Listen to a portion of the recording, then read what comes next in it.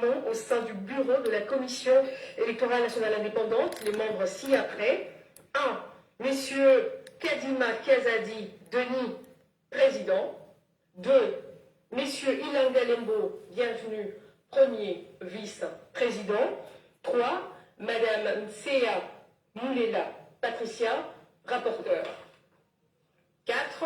Messieurs Mouindo Moulemberi Vaou Mawa Paul, rapporteur adjoint. 5. Madame Birema Nobaloumé Sylvie, questeur adjoint. Article 3, sont abrogées l'ordonnance numéro 13/058 du 12 juin 2013 portant investiture des membres de la Commission électorale nationale indépendante, l'ordonnance numéro 15/083 du 16 novembre 2015 portant investiture des 3 membres de la Commission électorale nationale indépendante, ainsi que toutes les dispositions antérieures contraires à la présente ordonnance qui sort ses effets à la date de sa signature. Fait à Kinshasa le 22 octobre 2021, Félix Antoine Tshisekedi Tshilombo pour copie certifiée conforme à l'original, Kinshasa, le 22 octobre 2021, le cabinet du président de la République, Guilani Bombouizia, directeur de cabinet. Ordonnance numéro 21/075 du 22 octobre 2021 portant nomination d'un ambassadeur extraordinaire et plénipotentiaire de la République démocratique du Congo auprès du Royaume de Belgique. Le président de la République, vu la Constitution telle que modifiée par la loi numéro 11/002 du 20 janvier 2011 portant révision de certains articles de la Constitution de la République démocratique du Congo du 18 février 2006, spécialement ces articles 69, 79, alinéa 3, 81, alinéa 1.1 et 221, vu la loi numéro 16/013 du 15 juillet 2016 portant statut des agents de carrière des services publics de l'État, spécialement ces articles 4, 5 et 19, vu tel que modifié et complété à ces jours l'ordonnance numéro 78-448 du 16 novembre 1978 portant règlement d'administration relatif au corps des diplomates de la République, l'ordonnance numéro 20/016 du 27 mars 2020 portant organisation et fonctionnement du gouvernement, modalité de collaboration entre le président de la République et le gouvernement, ainsi qu'entre les membres du gouvernement, vu l'ordonnance numéro 20/017 du 27 mars 2020 fixant les attributions des ministres, des ministères, vu l'ordonnance numéro 21/006 du 14 février 2021 portant nomination d'un premier ministre, vu l'ordonnance numéro 21/012 du 12 avril 2021 portant nomination des vice-premiers ministres, des ministres d'État, des ministres délégués et des vice-ministres, vu la nécessité et l'urgence sur proposition du gouvernement, ordonne. Article 1er est nommé ambassadeur extraordinaire et plénipotentiaire de la République démocratique du Congo auprès du Royaume de Belgique, messieurs Christian Ndongala Nkumu. Article 2. Le précité bénéficiera pour la durée de ses fonctions des indemnités et avantages prévus par l'ordonnance portant règlement d'administration relatif au corps des diplomates de la République. Article 3. Sont abrogées toutes les dispositions antérieures contraires à la présente ordonnance. Article 4. Le vice-premier ministre, ministre des Affaires étrangères, est chargé de l'exécution de la présente ordonnance qui sort ses effets à la date de sa signature. Fait à Kinshasa le 22 octobre 2021, Félix Antoine Tshisekedi Tshilombo, Jean-Michel Samba Mukombe Kyenge, Premier ministre, pour copie certifiée conforme à l'original, Kinshasa, le 22 octobre 2021, le cabinet du président de la République, Guilani Bombouizia, directeur de cabinet. Ordonnance numéro 21/076 du 22 octobre 2021, portant nomination d'un ambassadeur extraordinaire et plénipotentiaire de la République démocratique du Congo auprès de la République de Côte d'Ivoire.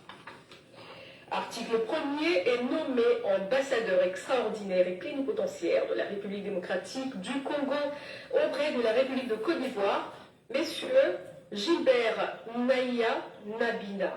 Article 2.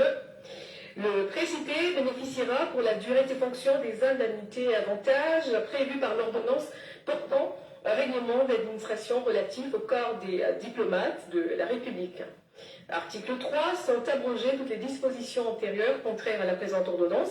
Article 4, le vice-premier ministre des Affaires étrangères est chargé de l'exécution de la présente ordonnance qui sort ses effets à la date de sa signature. En fait à Kinshasa, le 22 octobre 2021, Félix-Antoine Tshisekedi Tshilombo, Jean-Michel Sama Lukonde Kyenge, Premier ministre, pour copie certifiée conforme à l'original, Kinshasa, le 22 octobre 2021, le cabinet du président de la République, Ilan Bombouizia, directeur de cabinet. Ordonnance numéro 21/077 du 22 octobre 2021 portant nomination d'un ambassadeur extraordinaire et plénipotentiaire de la République démocratique du Congo auprès de la République française. Aïe. Et Article 1er. Est nommé ambassadeur extraordinaire et plénipotentiaire de la République démocratique du Congo auprès de la République française, Madame Isabelle Machik Ruth Tshombe. Article 2. La précité bénéficiera pour la durée de ses fonctions des indemnités et avantages prévus par l'ordonnance portant règlement d'administration relative au corps des diplomates de la République. Balongoli ambassadeur basali détournement. Sili. Article 4, le vice-premier ministre des Affaires étrangères est chargé de l'exécution de la présente ordonnance qui sort ses effets à la date de sa signature. Fait à Kinshasa le 22 octobre 2021, Félix-Antoine Tshisekedi Tshilombo, Jean-Michel Sama Lukonde Kyenge, Premier ministre, pour copie certifiée conforme à l'original. Kinshasa le 22 octobre 2021, le cabinet du président de la République, Ilan Bombouizia, directeur de cabinet.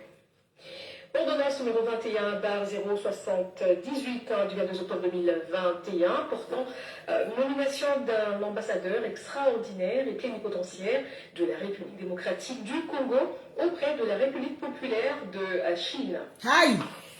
Article 1er est nommé ambassadeur extraordinaire et plénipotentiaire de la République démocratique du Congo auprès de la République populaire de Chine, Monsieur François Balumwene Kuna.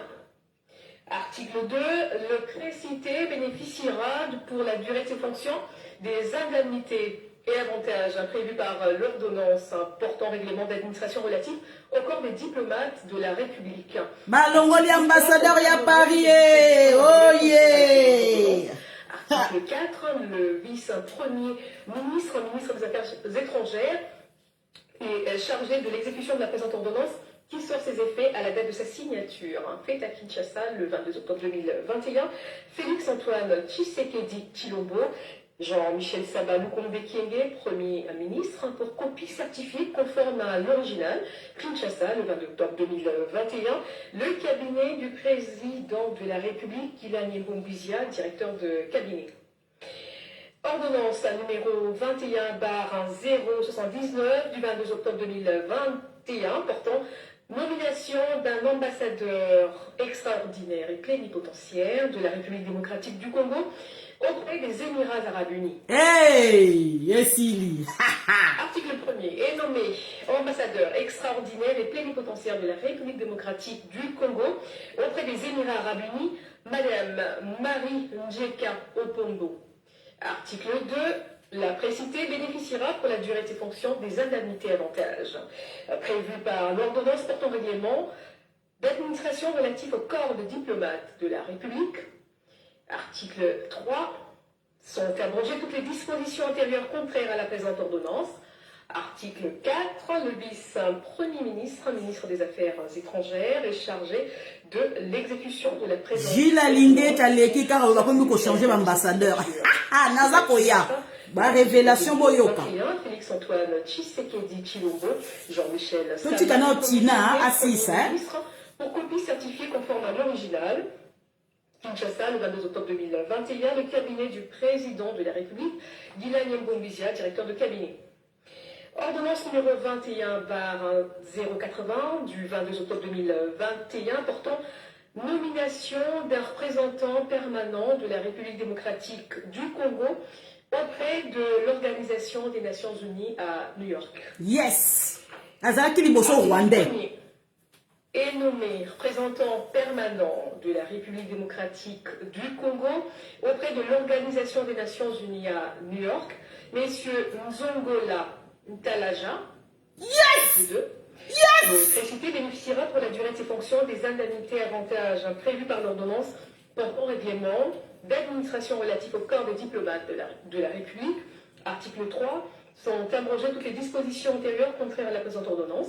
Article 4, le vice-premier ministre, ministre des Affaires étrangères. Libosa Zalaki Rwandais. Eh Seigneur Jésus, Banamboka Qui sort ses décrets à la date de sa Félix Tshilombo. était à Kinshasa, le 22 octobre 2021. Félix-Antoine Tshisekedi Tshilombo. Jean-Michel Sama Lukombe Kienge, premier ministre. Banamboka Oye. Conforme à l'original. De père et de mère Bemakam. Le cabinet du président de la République, Guilain Nyebo Mbouizia, directeur de cabinet. Congo Zongi. Ordonnance numéro 21/081 du 22 octobre 2021 portant nomination d'un représentant permanent de la République démocratique du Congo auprès de l'Office des Nations Unies et des autres organisations internationales à Genève. Amen! Yes! Azalaki Rwandais paix. Seigneur.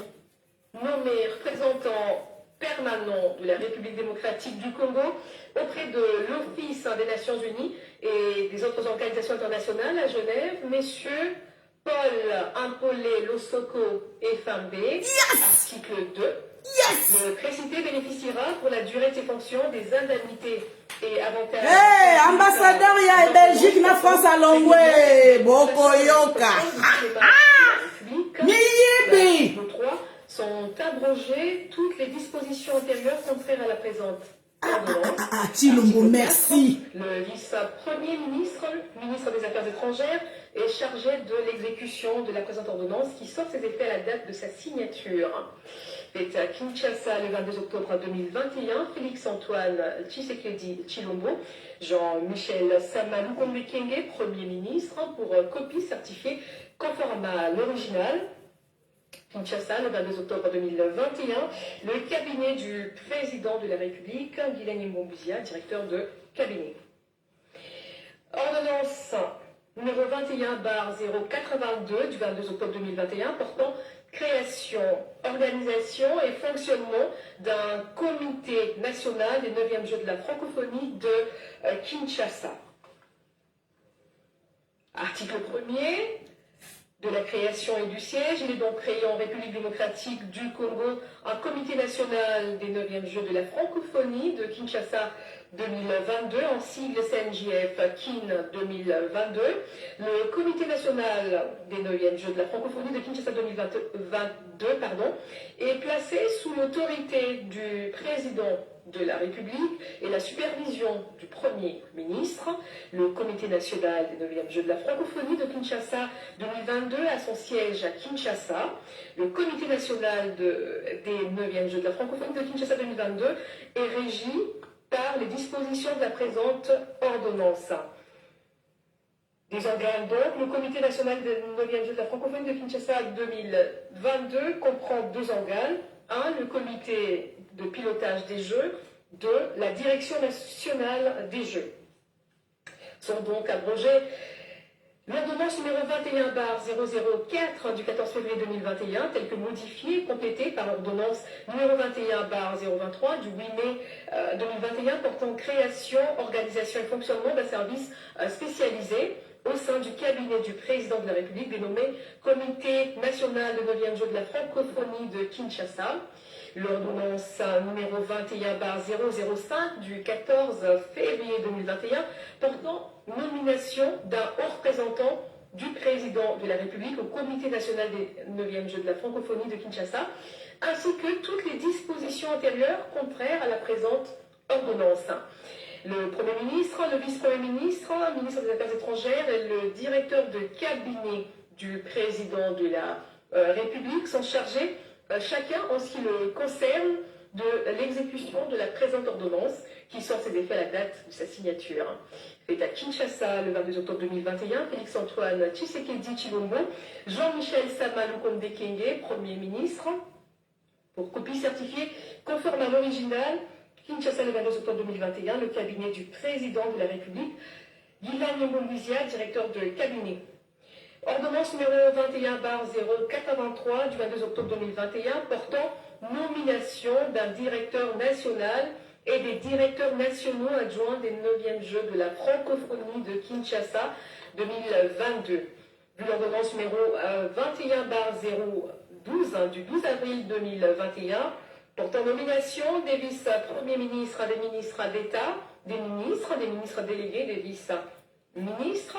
Vu l'ordonnance numéro 21/083 du 19 octobre 2021 portant création, organisation et fonctionnement d'un comité national des 9e Jeux de la francophonie de Kinshasa, spécialement en ses articles 1er, 2, 3, 6 et 7, considérant la nécessité et l'urgence, sur proposition du vice-premier ministre, ministre des Affaires étrangères, le Conseil des ministres entendu ordonne, article 1er, est nommé directeur national des 9e Jeux de la francophonie de Kinshasa 2022, M.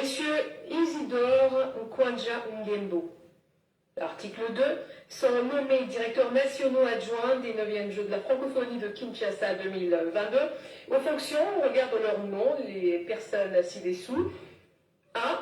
Messieurs Damien Mandondo Pouno, directeur national adjoint chargé de la programmation et des opérations.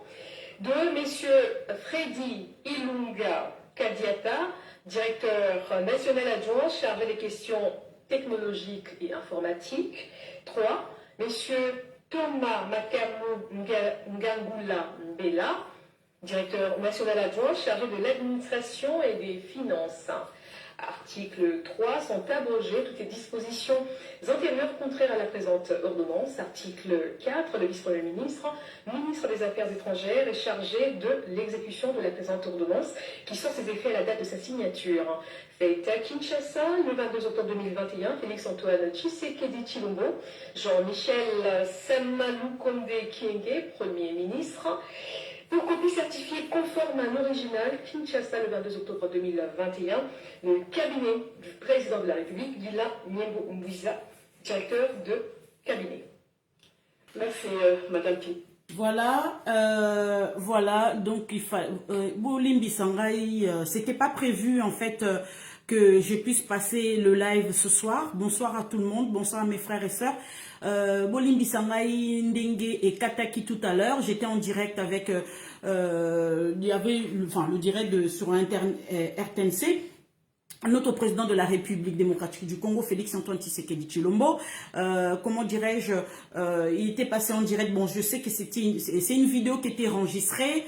Voilà, Bolimbisa, Manatia, moi pause. Voilà, Bolimbisa, moi pause et ça, là, moi bien. Voilà, donc voilà, je me pose. Voilà, et donc, je disais ceci. Non, vaut mieux que je mette directement Bolimbisa. C'est mieux, hein. Attendez, parce que ça fait un peu... attendez, je reviens en direct. Voilà. Je laisse comme ça. Voilà. Je disais ceci. Tout à l'heure, président de la République démocratique du Congo, Félix-Antoine Tshisekedi Tshilombo est passé. Donc, on a intérimé donc Kadima, voilà. Après tous les blablabla, les chachacha, les machins trucs, les grèves, ramener les enfants, mettre les enfants dans le bus, aller au palais du peuple réclamer que les professeurs soient payés et tout. Donc, Ezali, franchement, ça c'est les jeux de gamins. Hein. Donc, on est tombé trop bas. Bozo Zwaban en a otage. Parce que, tout ça, pourquoi? Parce que Bolingi Kadimaz à l'intériorité. Donc, franchement, là, on est tombé trop bas. Voilà, je dirais, on est tombé trop bas. Bolimbisa, donc ils ont perturbé moi mon cœur. Bolimbisa, je mets moi pause et puis comment dirais-je, Bolimbisa, je vous mets ça, voilà. Tosukawana, voilà. Donc et voilà. Je disais ceci.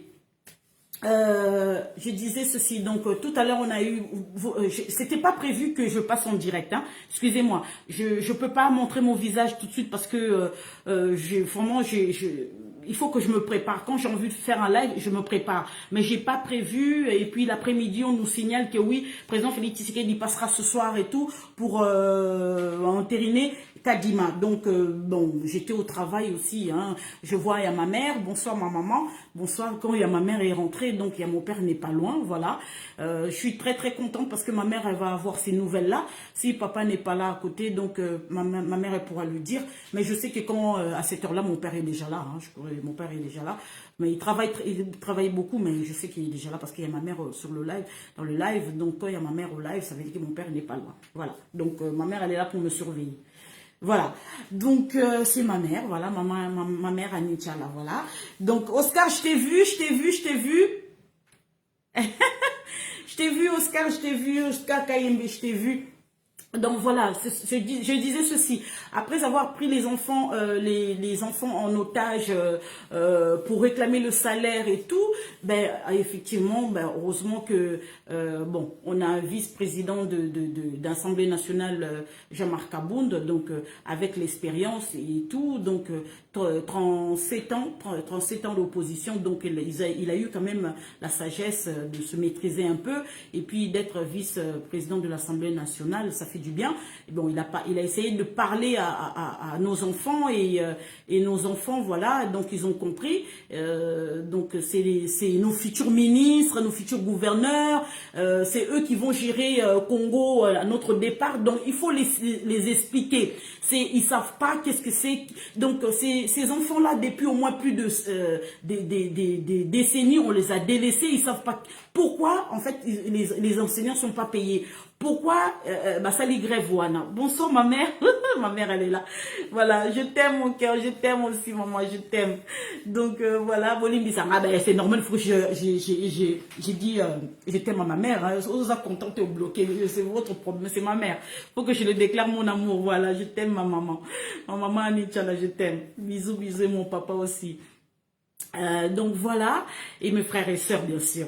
Et je disais que, bon, après ça, le truc de Kadima, ils ont décidé, ah ben chaud, les cardinal Ambongo, la maman Marine Abikoro, je te salue. Déjà en passant cardinal Ambongo Azalaki awana Vatican bande kolanga nazo bisebino vérité Ambongo Azalaki na Vatican ba ebiete na tuni cardinal moko boy na ebie parce que c'est quelqu'un que moi j'habitais à Paris hein, j'habitais à Paris avant de venir en province. Na tuni cardinal wana bomone cardinal Ambongo Azalaki kuna franchement je vous dis la vérité batouana ba ebi Ambongo te il demande Ambongo c'est qui. En fait, on ne le connaît pas. Na Vatican ba ebiete, ba kipakaete. Donc les gens congolais mutu bazocha ambongoni na valeur. Na Vatican kuna ba ebiete. Donc ba décider décision surtout ba ambongona ba chole baza kozwa na kati mboka. Kuna na Vatican ba ebiete. Ba ebi qu'est-ce qui se passe te? Donc ba ebi na bango te ba ebi ka ndong ba sala musana bango bien. Mais en fait, parmi ba cardinaux surtout na Vatican ba ebi ambongote. Donc, Aza Dimi, Aza Petit, Aza représenté, Aza la même pas, même, il a même pas une poigne, il y a une poigne de mouche. Il a une poigne de mouche. Bah, ebi était, Aza pesé te. Bah, calcula, kayete na Vatican. Bah, calcula, bah, cardinaux, il y a nous, il y a, oh, bah, noir te. Surtout, même Mosengo, bah, ko calculer. Bon, il dit ça, que, Mosengo, tant à Koufaki. Et ben, bah, boya, qui est Vatican. Vous vous rendez compte? Et Bembe ya cardinal Mosengo baboya kende Vatican pour vous dire qu'effectivement que batouan ba ki parabis sauté. Ba ki parabis sauté, ba na besoin ilonga mbongo te. So ko tia désordre na kati mboka na tia na ye, ba ki parate en moni, ba zo tia désordre na modèle wana. Mais Dieu merci, peuple congolais a comme éveillé. Toza sous une époque sous ya Lumumba te, ya Kasavubu te, ya Mobutu pété, ya Laurent Désiré Kabila pété et puis ya Kazembere bété. Comme une époque, il y a Félix Antoine Tshisekedi Tshilombo, point barre. Vous comprenez? Donc voilà, c'est pour ça, pour vous dire qu'effectivement, que, bah, essayez, bah, bloquer, bah, utiliser, bah, non. Moyen na bango, parce que tu as dit que Cardinal Malou, là, bah, qui kotonga, bah, classe. Cardinal Mosengo, ouais, kotonga, bah, classe. Bah, Cardinal, nyo, surtout, bah, leka, bah, tonga, bah, classe, na bango. Mais, et comme na tour, ya mbongo, munga, là, ndenga zawa, na, to, adopta, ye, boye, bisambongo, mama, mbongo, zalaka, wapi. Papa na mbongo to yebi aza mbemba solona mais mama na ye kota mama na akenda ka vacances ndenge nini bikoro kuna ezali kota tata na ye bon siko kota mama na eza wapi Boye bisanga wa wapi. Boye bisangai. Botuna ye akendaka biso to ebika utaka bikoro. A utaka bikoro kote kuna. Bon siko kota mama na eza wa botuna ye. Botuna ye. Yamuna ye bisi binu ngai nazali mongala nazali mbunza. Nazali mbunza kolo mabele. Si je vous dis que ma papa na biso basala depuis époque à Mobutu. Ba papa na biso basala na bambanda, na ba service de renseignement ya Mobutu. Soki basa koloba na bino ke bango mo ba yebi ba dossier no soto ba yebi parce que bangala ba gérer ba dossier belé. Ba général Mayele, ngai na tuna papa na ngai. Moi so mwana yo mabunda auta wa pa bi général Mayele mutakota kutana akota na wanda memela biso mwana yo. Mwana azaka ya biso te. Abengi kingo soki kingo mulayi lokola soki sanza.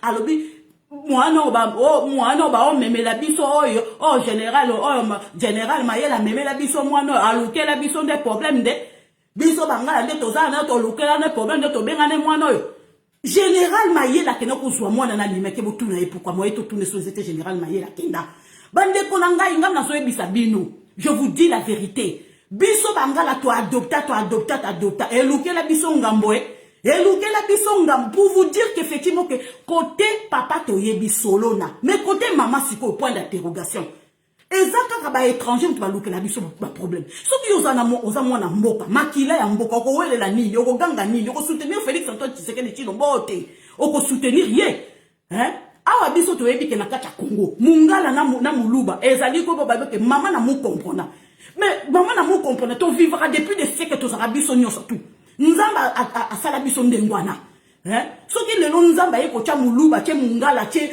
comment dirais-je ache mukongo tozaki kake kolo misatu wana mais ba swahili basangana ba swahili bazali swahili ute pa bandibu il faut boyeto ba histoire na biso ba ethnie tant ba belge ba kokuta biso ethnie za ka misatu ba Congo bangala na baluba point barre mais ba swahili muluba muswahili muluba mukongo mungala basangani bakomi ba swahili na ba nani ba pays na biso voisin to sangani sako musuba uti musika to sangani to komi ba swahili ya ntozo ba munoko muswahili uti kuna parce que boyebi wenja people boyebi yango bien bande ko ngai ngamla yebi so donc soki boyebi histoire na bino teza malheureux mingi biso nde tozo bota na kacha poto to tika ka histoire na kacha bana biso ezala malheureux mwana biso comme le quoi kuntakite ba teki ye na poto azo yeba te ba racine na ye ta la racine na biso eza awate place Vendôme ko eza ya biso te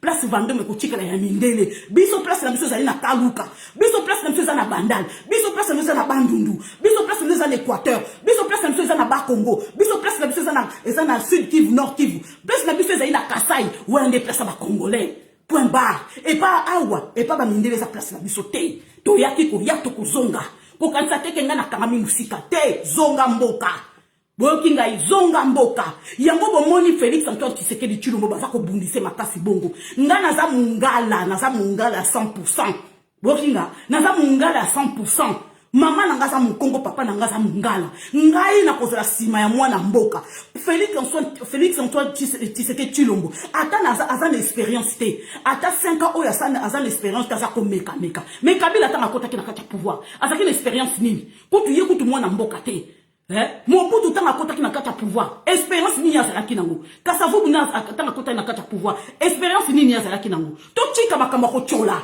ayebite tala na époque ya Kasavubu parce qu'internet ezalaki te na époque ya Mobutu parce qu'internet ezalaki te na époque ya Laurent Désiré Kabila internet ezalaki te na époque oya Kazemberebe internet bandi okota muke to bandi koyeba na suka makambo o Kazemberebe aza koloba mais Félix Antoine Tshisekedi Tshilombo tant internet evandi sietami yango bazo lakisa misala ya Félix Tshisekedi makambo aza kosala toza na sima ya mwana mboka to obike ezali fierté depuis 1885 réunion ya Berlin ba décida ba kolo oyo ba kolo mondo oyo ba décida ke mboka wana yango bokansarde biso tozali souverain bokasale biso toza souverain biso toza souveraineté mboka na si ba nyata biso souveraineté na biso c'est longwa bolongo basi ba longo la biso bilamba to tikambo lumbu pamba soki bo habité depuis 1885 mboka wana ezaka ya biso te mabele wana ezaka ya biso te ezaka ya biso virtuellement baloba kaka po bakoka kozwa ngo te parce que bayebi ke population ba congolais ko soki lamuki oyebi ke tokoboma ndenga liboma yango na yebisi bino tozalaka virtuellement mais babele wana ça nous appartient pas mais spirituellement ça nous appartient virtuellement na musuni ça nous appartient pas parce que si bakabola et si bakabola ba décida que moi na mboka koki ndenga zalo ko babel bango babi ke tokabola biso nyo surtout bakaboli mais balobi siko muta ko gérer biso za moi parti moko muke parce que ba pesa ki na Belgique parce que babi ke Belgique moi yiba Congo ezate parce que babi ke moi ba ke ko konza bango moi konza bango ezate na lingala siko yoro ya ndenge ya facilité ko konza bango ko kosa bango ok bazoye ba te place ba ke ko pesa Congo place mutu wana ye mutu aza plus muyibi yuda koleka o nyoso tout moyebe pays le plus corrupteur na kati Europe ezali ba Belge bande ko ngai bango mutu ba décider na ba européen musu ba décider que moi na mboka ndenge ezana ka koki ko kotaka na pouvoir te ba décider ba meli makila bien ngo monite tant aux Congolais se réveiller na époque ya 1960 Congolais se réveiller ba bi que le Congolais se réveiller bango su ba bazara ba se réveiller à mabe to ba se réveiller à mabe nde bazara nako ba kotia se lume moite ça m'a fait bongo hein. Indépendance tozui ba pessimis au pouvoir mais ba pessimis économie économie dans ça ba ko se décider dans l'Union européenne ce qui boye éviter ba ba ko gérer économie dans ça Union européenne ba lelo siko nzamba sali biso ngolu nzamba sali biso ngolu atie moi na mboka mais yo oza ndenge nini hein oza ndenge nini ozo supporter muto ba sali na misu na yo. Hein, Congolais. Mouto basali na misu na yo. Bazuye kozwa ba wana. Ozo supporter yo que o supporter moi na mboka. Mais tu es comment? Hein? Tu es comment? Mouto basali yo ba identité. Basali ko sala. Pas ta modeler ba modeler ye. Mais yo ndimie que on ndima moi na mboka. Bande kolongai. Lelo président Félix Tshisekedi dans Apenko, hein? Président Félix Tshisekedi dans Apenko. Hein? Azapenko. Bande kolongai. Politique ezali dynamique. Boyebite lo koni zo se passer. Il faut gérer mboka pour comprendre pourquoi président Félix Tshisekedi a eu décision modèle wana. Batu mingi baza ko lo batena Kadi Mazali nani Kadi Mabala cousine ya président. Abala tezali les enjeux politiques. Abala te boyebi ndengi président Félix Tshisekedi na place ya se retrouver te. Yo so gérer mboka. Yo so gérer même la rue, on so gérer même ce qui ni le quartier na bino. Yo so gérant, on est incapable de gérer même les balles, on gérer quartier, on gérer même la RDC. Hein? Les 5 monnaie, tous à la cima Félix Antoine Tshisekedi Tshilombo. Hein? Et c'est ce moment quand tous à la cima Félix Antoine Tshisekedi Tshilombo. Hein? Ndale on a la cima président Félix Tshisekedi parce que na yebi que tant moulayi, hein? Tant moulayi to leli depuis des siècles, nzamba yo ki bi leli na biso. Lelo to bimi siko na servitude. Batie moi na mboka. Yobi combien de temps ndenge ba mindele ba ki ko konza biso ba ndima kate. Mundela ndima ka portefeuille na ye, mundela ndima ka nzambe te. Sifo boyeba. Biso za pays béni. Tous za pays béni. Yobi pressionner les asima président Félix Tshisekedi. Hein? Yobi pressionner les asima na ye pour organiser car élection. Yobi comment? Preuve année. Bon dans la soki la croix ya qui est mission ya unisien ya Monesco ezali fo mission na bango lingo sila ba moni ke mission na bango lingo sila mbala moko baye ba tidi la croix pour na renouveler mission na bango non baye ko senga président Félix Tshisekedi parce que ba moni que nanu comment je peux dire état de to baso boma kuna na nini comment dirais-je na est à partir quand tant ba Rwanda ba sali incursion na bango ba koti na kati ya RDC occasion zomi pona ba Monesco ba ya siko ba ke non. Et ni, comment je peux dire, rapport au biso to salaki, par rapport à l'incursion, il y a Rwanda. Et puis c'est une occasion qu'on vende à l'Issoussou. Vous allez comprendre, hein. Et puis c'est une occasion qu'on vende à l'Issoussou pour prolonger même mandat là-bas. Président Félix Tshisekedi a dit non, date one is a date one. Today c'est today. Il faut vous comprendre. Il y a un ABC bino, tous à la cima, président Félix Tshisekedi, ba lingi ba bloqué, ezali ba katumbite, ezali ba benchole, ezali ba impérialiste, ba cima. Oh, ils ont sima bazo bunza président Félix Tshisekedi des alliés français, les alliés belges qui sont na sima bazo tia pression. Bozo mona nani ambassadeur ya Union européenne nenga zo sala ba tour. Ba koke le Côte d'Ivoire te pourquoi? Ba koke le Rwanda te pourquoi? Ba koke ba pays mususu te pourquoi? Pourquoi kaka RDC? Hein? Pourquoi kaka RDC? Pourquoi bazo ya kana RDC? Pourquoi? Pourquoi bazoya na kacha RDC? Parce que que les enjeux sont graves. Ceux qui les lobbies sont au père de Suko et au père de RDC Sili. Que c'est au père de RDC Sili. Que Côte d'Ivoire, pourquoi? Parce que que États-Unis n'engagent bazo ouais la RDC, bazo na Chine zo ouais la RDC, na Russie zo ouais la RDC, bazo n'engagent gros morceau. Gros morceau sur que échappé sur l'Union européenne. Vous comprenez ce que à partir de Wana Sikoyo, ben cholé, bazo biaté. Le coup la biso siko au moyen, to échappé siko et non il cadre m'a échappé biso et si li pona biso. Et si li pona biso donc to baby sakaka.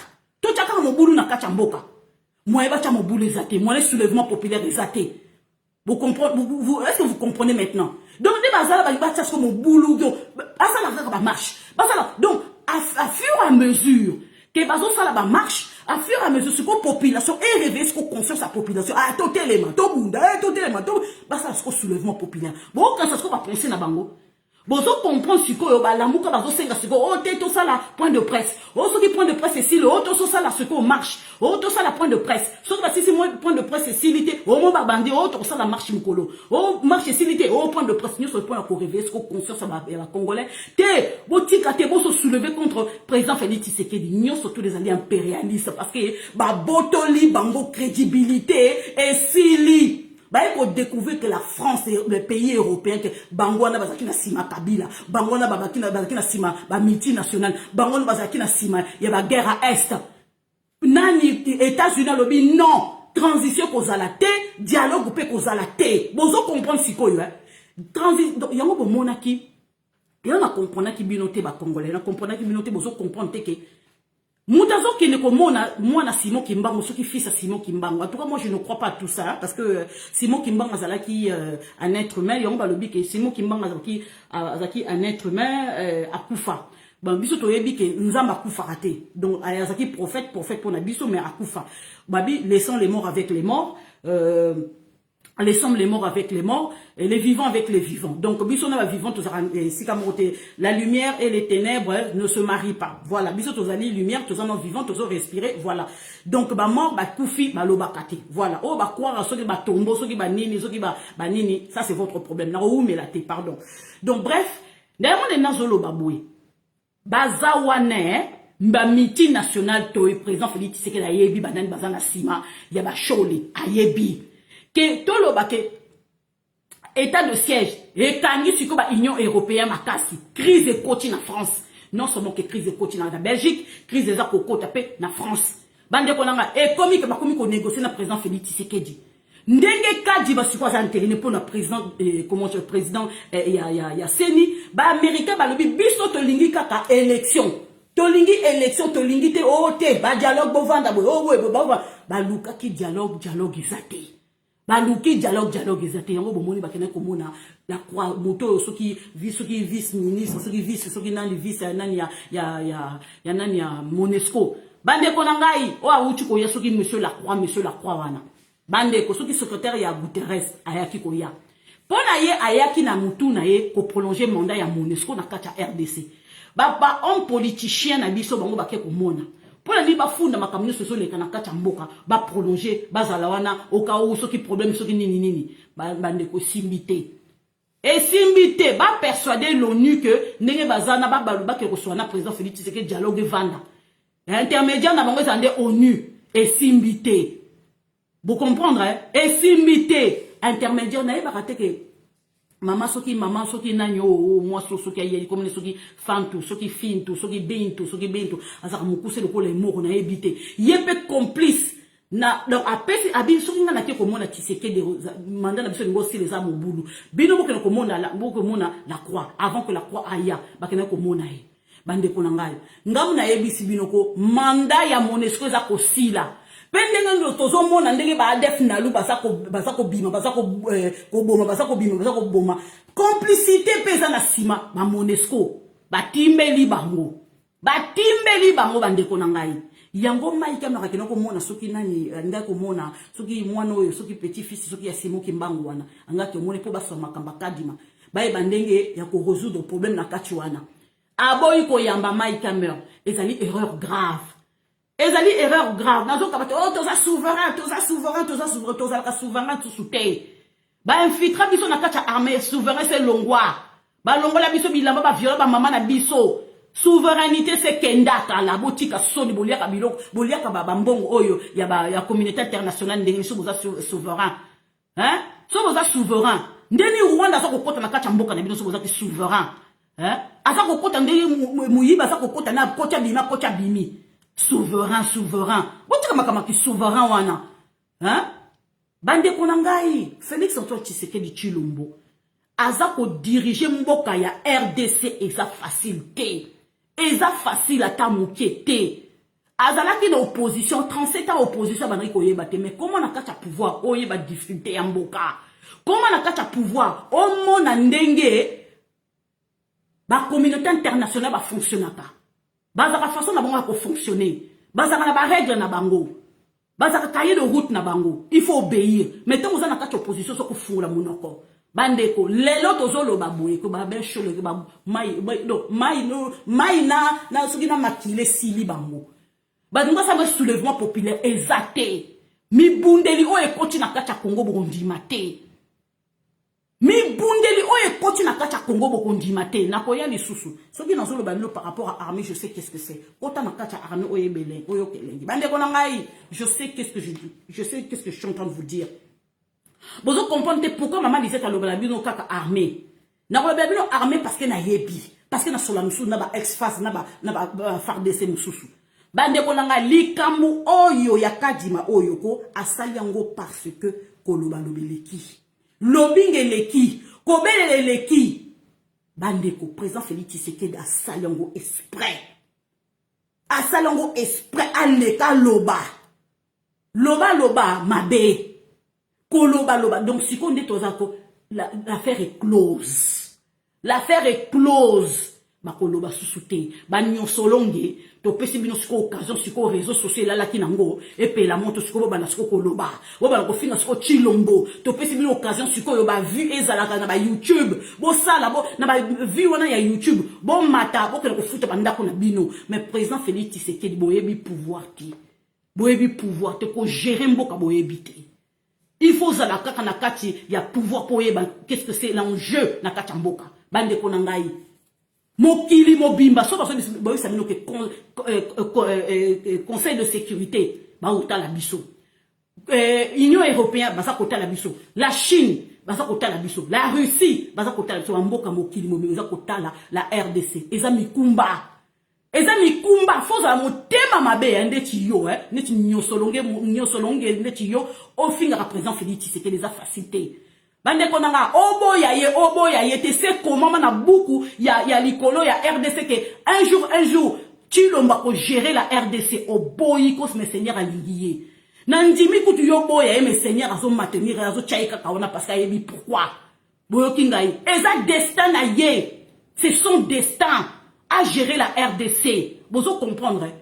Makambe sili bomoni ndenge nani Katumbi nenga kondite. Bozo mi tout na ndenge Katumbi kondi. Bozo poser la question ndenge Katumbi kondi. Katumbi kondi boyebi pourquoi ba dossier belé fungwami. Ba dossier belé fungwami bandeko na ngai. Hein? Bilo kasi président Félix Tshisekedi ba Rwanda ba koti na kati mboka. Ye pa telema banda koloba. Ye pe alors azon sa du tac au tac. Mais c'est ça que Kagame veut. C'est ça que la plupart des pays balingi ke bitumba baebi ke RDC na Rwanda balinga na raté. RDC na Rwanda balinga de batu baza ko zela kaka allez bomaye eko boma mate biso tocheba la terre.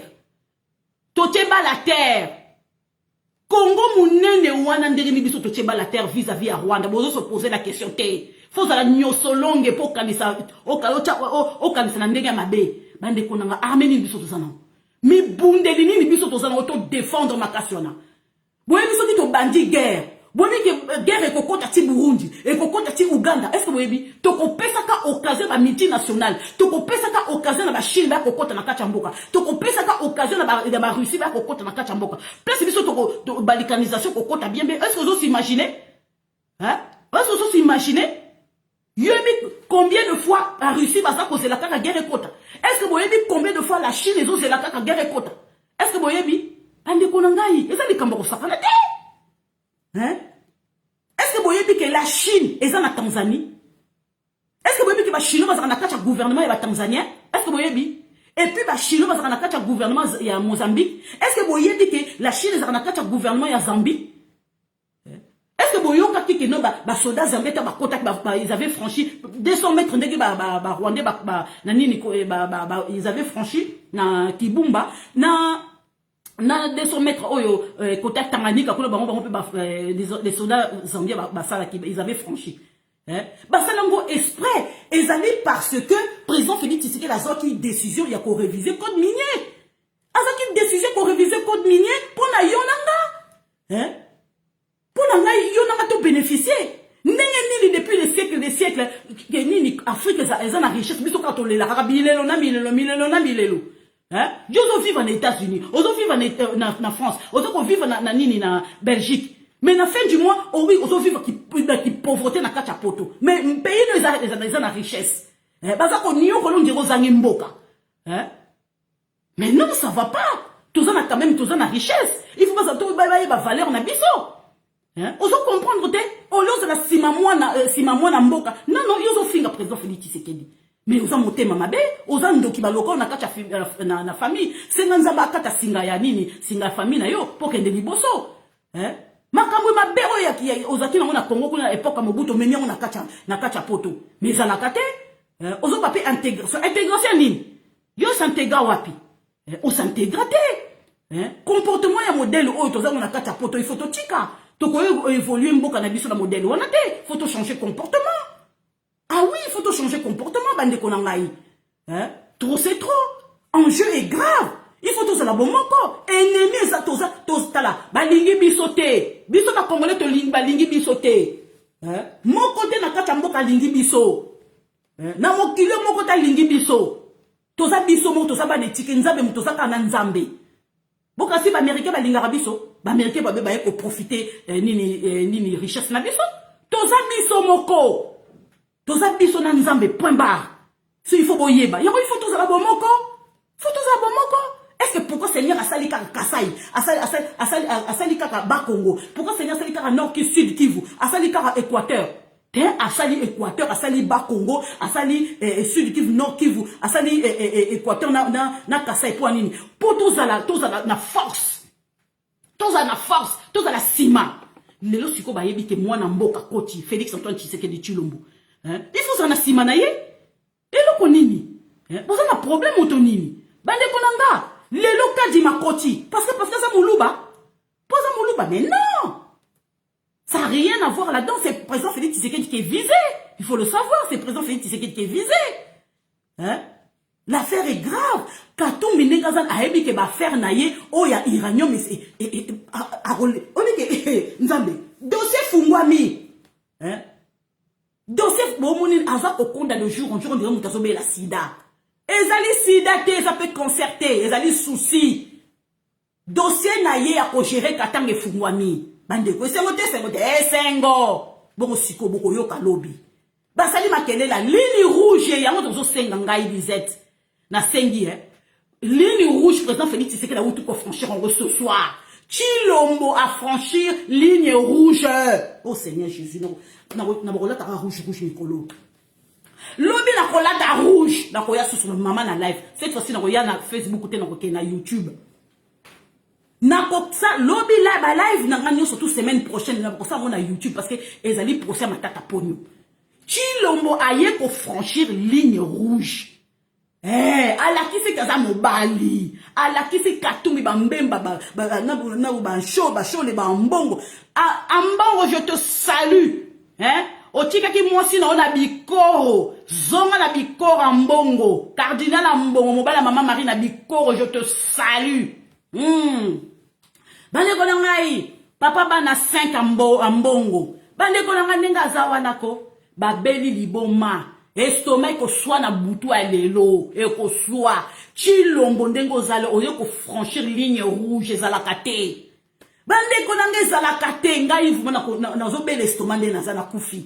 Tshilombo za ko franchir à franchir ligne rouge, biso rouge comme mikolo.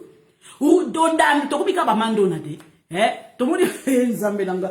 Chilomba, ça qu'on Chilomba franchir. Chilombo. Alou, quel est son problème à wa? Ba, yoka ba live siko. Facebook et télébi. Siko ba nyosolong, siko maman na live siko. Oh, ba lo barate. Ba wana ba kolomba, siko mikolo. Ba na résistant. Ba wana ba kolomba. Ba vuluzi ba kolamuka na kacha poto ba kolomba. Chilombo lelo ce soir a franchi barre rouge. Et comme il rouge à ma casse, ce qu'on est élu. Toka sango, ce qu'on le. Ce qu'on va mi bali, va quitter ce qu'on union sacrée. Ce qui va mi bali, ko va quitter union sacrée. Ce qui va mi bali, va quitter union sacrée. Parce que, ba oyo, ba ndimi va quitter union sacrée. Même ba député, même ba ministre. Oyebiko, tala, option ya ko dissoudre au parlement ezaka kana likola mesa ya président boye. Est-ce que boyebi? Est-ce que boyebi que option ya ko dissoudre au parlement ezaka kana likolo ya mesa ya Chilombo? Chilombo lelo a franchir barre rouge. So barre rouge ko ça veut dire que maman Seigneur Jésus. Boyebi ko a kozonga ka susu si Mateo azata kinga. Décision na irrévocable. Et ngola ki sa bon français. On a français sur quoi il y a Molière baloba, faut pas pousser mémé dans les orties. Et lingo laksani. Tala, na suko na dinga lingo laksa, il faut pas otindika koko. Ba tindika koko te na place ya ba plante oye pikaka les orties. Les orties ezali ba plante oye ko ezala ba sende. Quand même. Non, bon français, il faut pas pousser mémé dans les orties. Et lingo laksanini. Que ensemble ya Katumbi, lingo laksake, il faut pas pousser, il faut pas passer outre. Yesuko Katumbi va passer outre. Ya koloba kana Chilombo, faut pas franchir barre rouge. Chilombo va franchir en lelo na butu. Bandeko, lelo, na ibite so ba misuba ko sambela. So ba misuba ko louer nan lelo ba misuba ko kota kikumbi ba misuba ko voyager ba ko zonga ba ndako na bango so tala do soki Dardanio Italie za juste à côté zuka katrin Dardanio zonga mboka no parce que Chilomba ye mabe Chilombo ko a décidé à franchir barre rouge Chilomba de sauvoir bisoé Chilomba de sauvoir biso nzambe na ngai ensemble ko sala nini ensemble ko sala nini na kacha union sacrée ensemble Chilomba de sauvoir biso boyo qui sont bozomba ke Chilomba de sauvoir binote boyo qui sont à franchir barre rouge le bobi mali tokoyo kaka lobi sikoyo théâtre na bino ko sala kawana théâtre na bino ko sala ka eza inconvénient tala ya ko komaka lettre public moi ya ko pesa on a kacha réseaux sociaux batanga c'est obi ke asa politicien te bande konanga na yebisa bino lelo est-ce que boyebi ke a commis plusieurs fois président Félix Tshisekedi a beaucoup ko répondre a bengi président Félix Tshisekedi a répondre akate a commis na WhatsApp a répondre ba o baza na WhatsApp a président ba yebi lo konga na za koloba ba o baza numéro président ya WhatsApp ba yebi o ngana za koloba président Félix Tshisekedi a répondre kate loba koma sala za ko a répondre kate singi audience ba yamba kayete bande ko ngai tchai ko publier lettre wana il fallait a commis même comme ba lettre zonga non lu ba lettre zonga la ba ko e comment non lu est-ce que boyebi a bengi e comme ngai a bi solution réseaux sociaux eyeba ateli misu Mutakachebwa ateli misu. Ngaba ebisi na komi ko konda makila na maye komi ko sile boyoka ke oba cheli e poison. Boyoka ka koti jet set soki jet privé na yake ake ko se faire soigner soki wapi. Lukuta na elu vunu na ekiadi ki beni akende. Akende parce que Chilombo lelo ko affranchir barre rouge. Rouge a makasi ya makileza ko tanga. Siko abe shola ko salani. Bon ça ni a pe bozui bana nyo soki botie ba na kata biso ba ke na parlement wo. Siko solution musu ces années. Na yoka ki peke na 2016 Sanko alobaka eloko moko boye chekanga na kacha mutu balobi bango baza na plan B. Sanko sera toujours na plan B na ye. Sera toujours na plan B na ye na poche. Mbongo mobala maman Marie na bikoro.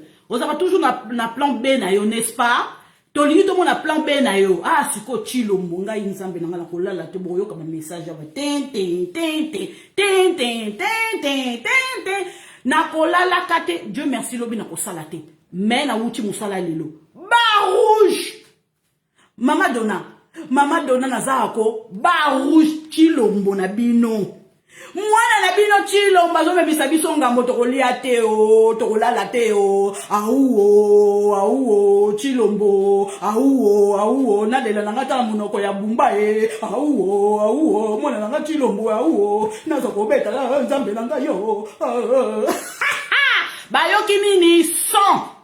Bande konangai eza ko yinda yo musuba mwana kini. Réunion ya darda na pepère de boyoki sikoyo ba o ba nyosolonge o ba yeba te Martin Fayulu ndeka sana madidi azakaye moko lelo boyoki Martin Fayulu lela asangani na ebimi na posa na bien ndoki soka za ko meka bino kana musu na molimo no tioko mone na posa lelo Martin Fayulu to azoyeba ke Martin Fayulu ndenga zanga akomi na siko na pepère de ba komi na pepère de tala.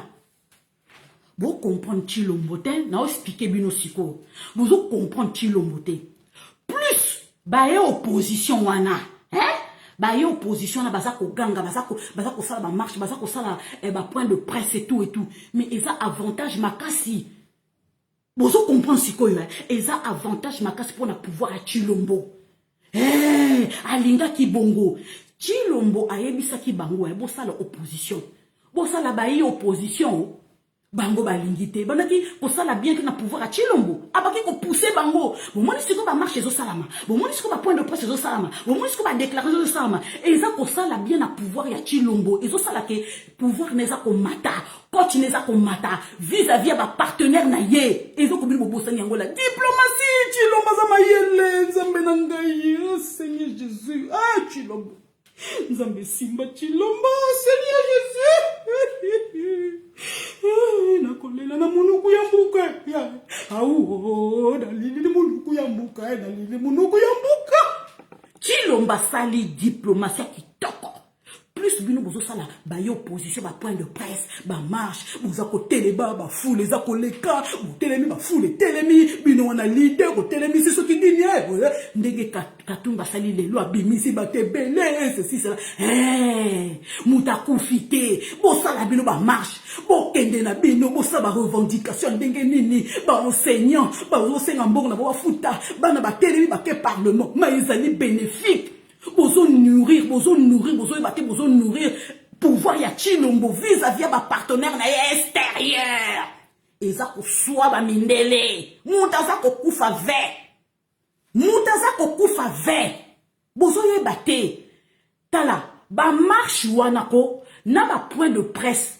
Oyo ba Martin Fayulu baza ko sala. Eza ko nourrir pouvoir ya Chilombo na ba partenaire mais extérieur vis-à-vis la communauté internationale Conseil de sécurité par rapport ya Union africaine boza ko yebate oyebi ko nazo kamba sikoyo opposition ya modèle nini tala Chilombo sala opposition pendant 37 ans il se nourrit na ba point faible ya ba Kabili il se nourrit na ba point faible ya ba communauté internationale so ki boyebite.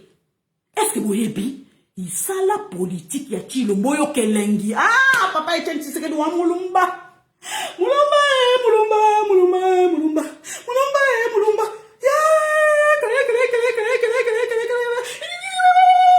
Kitoko. Nzambe na ngai. Esalinga malili. Chilombo za kolakisa mokili bobimbaki epa nanga bakufaka te makile tangaka te basala ba yo opposition batambola basala ba déclaration boyoka ka Chilombo lobaka. Est-ce que boyoka ka Chilombo loba Chilombo leki kaka awa kaka na télé awa kaka na RTNC ba pona ka ko internet kaka kadima c'est tout. À part ça, alobi nini? Chilombo alobi lo côté. Boyoki ya gangi na marche ya nani ya Katum. Boyoki ya gangi na marche oyo ya Martin Fayulu. Non, boyoki ye Chilombo gangi par rapport à la déclaration ya Becholi. Bazolo ba keka di mazali muta présent. Boyoki Chilombo alobi, boyoki te. Ezali bénéfique monene po na ba partenaire ya Chilombo. Ceux qui ba partenaire à Chilombo bazaki na makambo négatif envers ye. Ceux qui ba partenaire à Chilombo lelo ba linge ko remplacer Chilombo. Mais ba PC même ceux qui 30 ans. Boza koye bate plus ba yo opposition ba taper perdre baza ko keno ko mona ba conseil de sécurité baza ko mona ba ONU eza bénéfique pour na Chilombo ngola kisake état de droit eza déjà en marche na kati ya RDC. Bozo comprendre siko politique à Chilombo. Nzambe. Na moni nous bo comprendre. Maman Lisette songa na lale la Chilombo coussin. Ngana lale la Chilombo coussin. Bande ko nanga na ebisa kabino awate. Na ebisa kabino awate bande ko nanga yo. Na bele la kabino awate ngalo bi Chilombo zo so temps na enyo so tu a ko changer ba ambassadeur. Kele Chilombo. Chilombo a eu occasion bande ko nanga boyoka. Boyoka bana mama. O mabunda loba o. O sakela katuka o libongwe. Bande ko nanga boyoka o. Hai! Bande ko. Chilombo a eu temps na enyo so. Bande ko nanga boyoka. Hai! Chilombo. Tango bango ba revendiquer. Tango bango ba sali ba menace. Tokolongwaka union sacrée o. Tokolongwaka union sacrée. Balakisi mokili mobimba.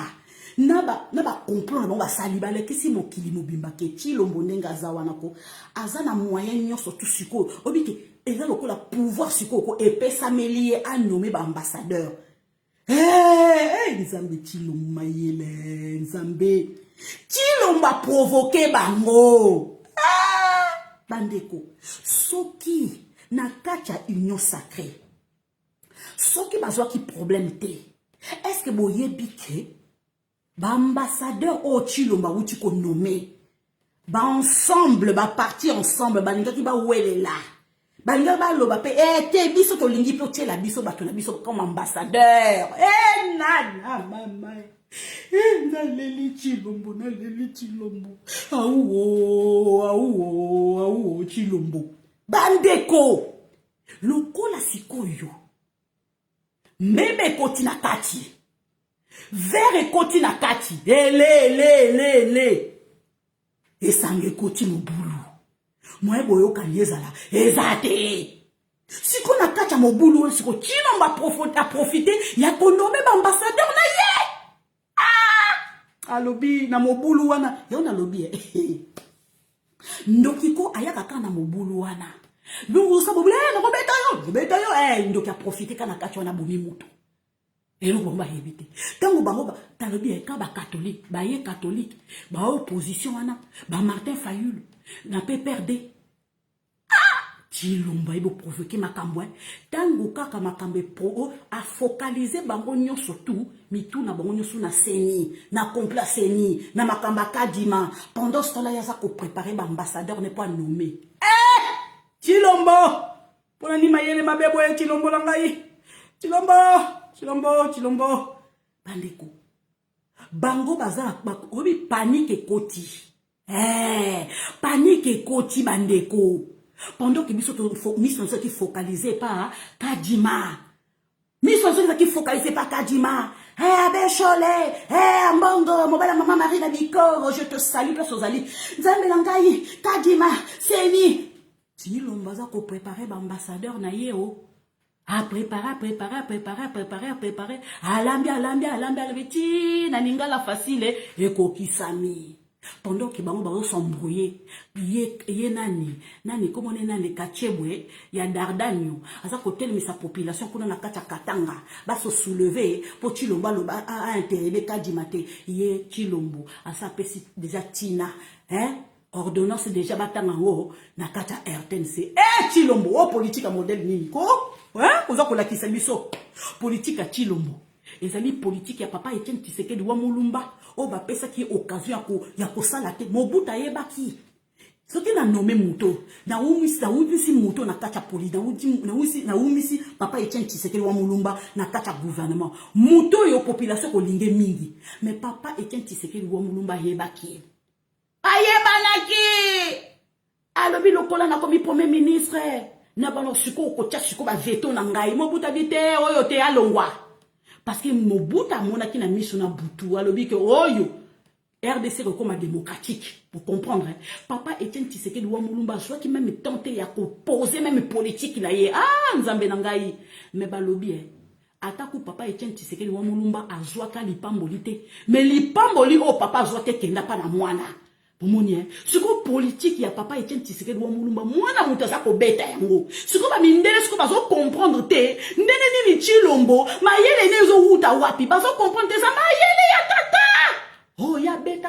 depuis époque ya Mobutu. Yango moni Chilombo za kobeta osiko na 2021.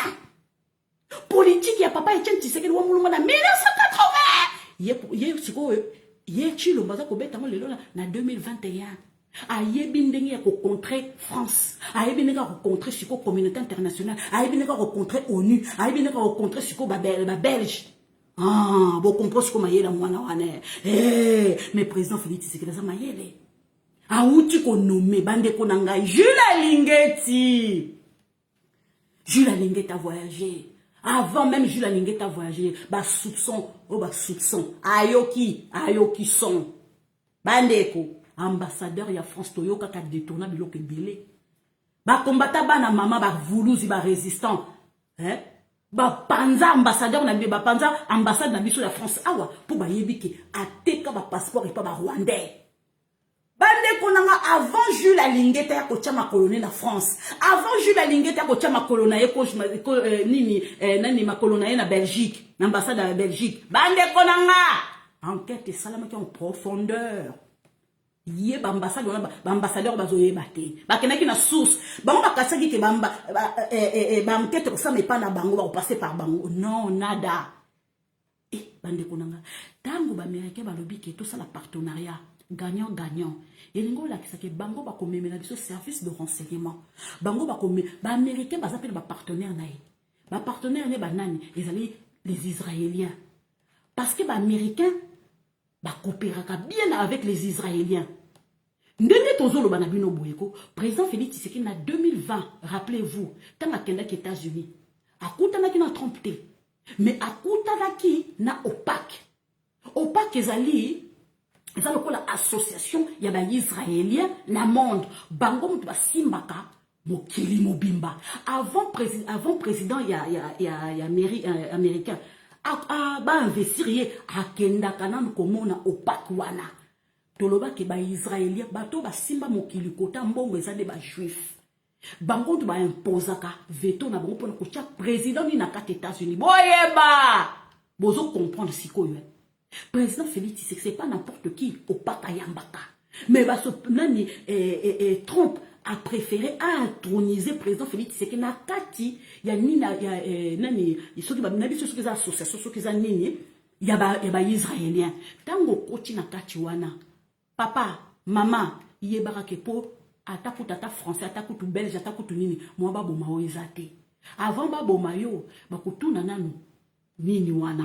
Soki nini wana ba israélien bango mutu basimba mokili OPAC wana boyeba bien avant batoyo baboma yo avant bapesa aval na bango baboma yo eko utaka epa na bango avant comme président de la république eko utaka epa na bango bande konanga président Félix Tshisekedi tanga utika OPAC wana ba kozonga ya zonga na maleti moko boye satellite mbala moko na kacha Congo wo bilo bomona aka ba soda wana ote omoni mutu moko boye abeka mundu ke pas président c'est tireur d'élite yo tireur d'élite au utapi yo tireur d'élite na kacha Congo au utapi est-ce que vous voyez que le satellite na kacha Congo ne tourna nana nga côté mama a osé ma ko tourner azwa satellite azwa mundu ke abeta président Félix Tshisekedi bi mo bi batu bazo batela bozomona lisibilité bozomona ka ote to moni bana mboka bazo protéger bongo ba mona raté.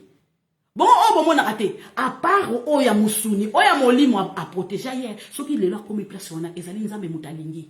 Ce qui tu l'as comment on les appelle parce qu'ils nous amenent mutalingi. Il faut boyeba. Bon, vous comprendre Mokili, eyebi chilombo. Ba oyo ba simba mokili, bango ba che. Yonde congolais de ozana sala no makelele ganga na yo, finga na yo. Choko chilomba chika ko répondre yote. OK parce que ce qui ba lingi chilomba longa a rolongwa. So balingi ba chape kachebwe bako chape soki kachebwe soki dardani wana bako chaye mais lokola yebi ko lobate lokola sama yelete lokola pesa sur la poisson de moni kotona sur la poisson avec les États-Unis au moins ba américain ba lingité vous comprendre pour ma yele zate vision longue ezate ya mboka na ote yuza mboka na oto zana vision longue ndeni kabila zaki mboka na yete akozana vision longue ndeni mais il faut zaka mwana mboka poza na vision longue pona mboka na nye mobuta kenda te azaka mwana mboka te yo ndenge ni yo mwana mboko ke kufa na extérieur so zaki mwana mboka nde o négocier na Laurent Désiré Kabila te Aha, loba Laurent Désiré Kabila tika na ke revendre soki na mboka na ma place ya atunga kuna, n'est-ce pas? Ndenge na kimaki parce que ça qui mboka na été. Celui qui tue par l'épée périt par l'épée. Ba ne kona ngai. Boyo kamo bien. Avant Jules Alingeti ya kende. Jules Alingeti zaki déjà na dossier na yena maboko. Aeba ki Jules Alingeti zaki déjà na dossier na